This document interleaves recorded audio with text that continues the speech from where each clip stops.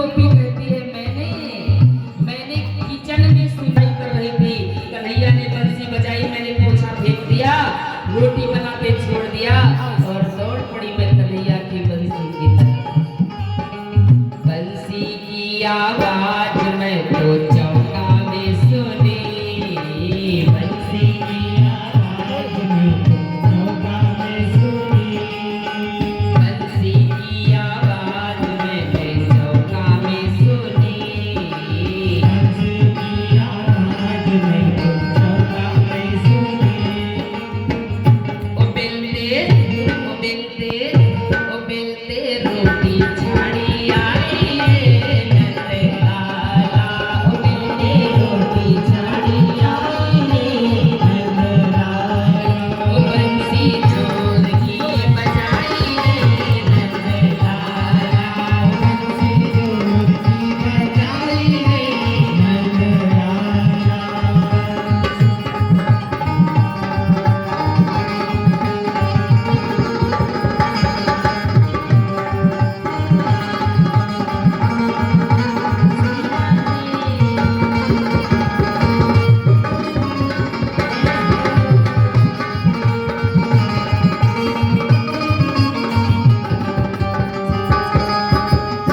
अब जो अगली लाइन है वो उन माताओं के लिए है जो अपने छोटे छोटे लाला घर में छोड़ के आती हैं कथा सुनने के लिए। पांचवी गोपी कहती है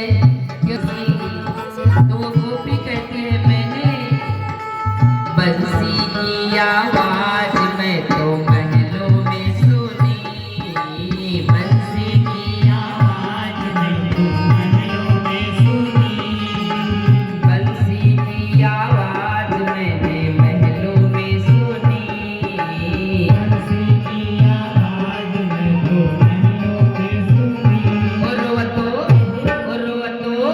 उर्वतो लाला छाड़ी आई रे नंद लाला, उर्वतो लाला छाड़ी आई रे नंद लाला, बंसी जोर सी बजाई रे नंद लाला, बंसी जोर सी बजाई रे नंद लाला।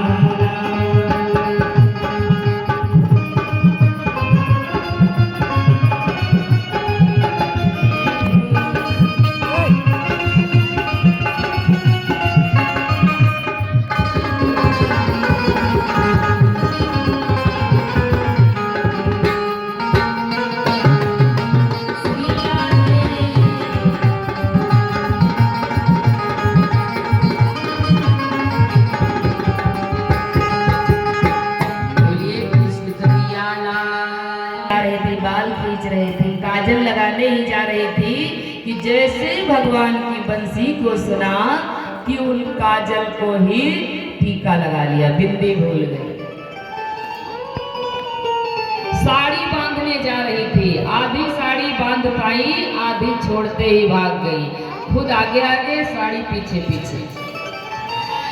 एक सखी जल भरवे के लिए गई थी, उसी में घड़ा पटक आई, चली गई कन्हैया से मिल गई। एक सखी घर में लाला खिला रहे थे, लाला को लिटा दी, भागी। पति ने कहा कहाँ जा रही हो? गोपी ने कहा अब बताने का समय नहीं है, बाद में बताएंगे, अब तो कन्हैया की बंसी बुला रही है।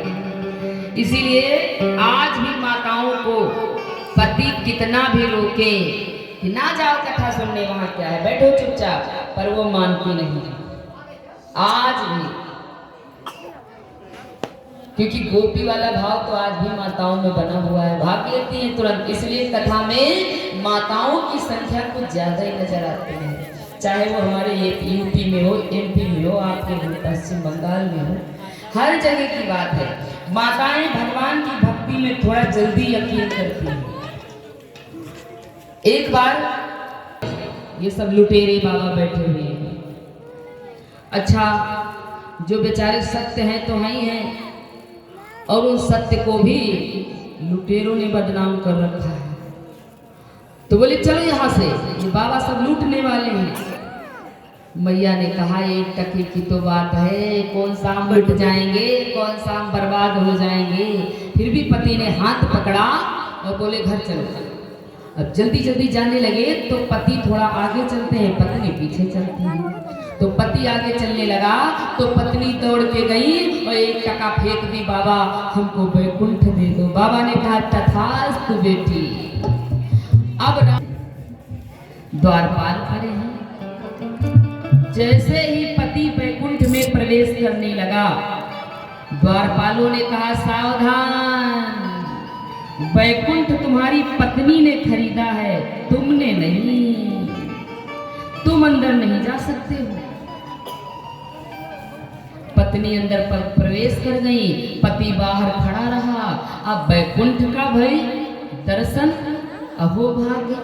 वैकुंठ में खूब आनंद से टहले, खाई पी, और सुबह जब हुआ दोनों लोग जगे तो पति पूछता है अरे वो बावरी, कल उस बाबा से 1 टके में वैकुंठ खरीद लिया था क्या?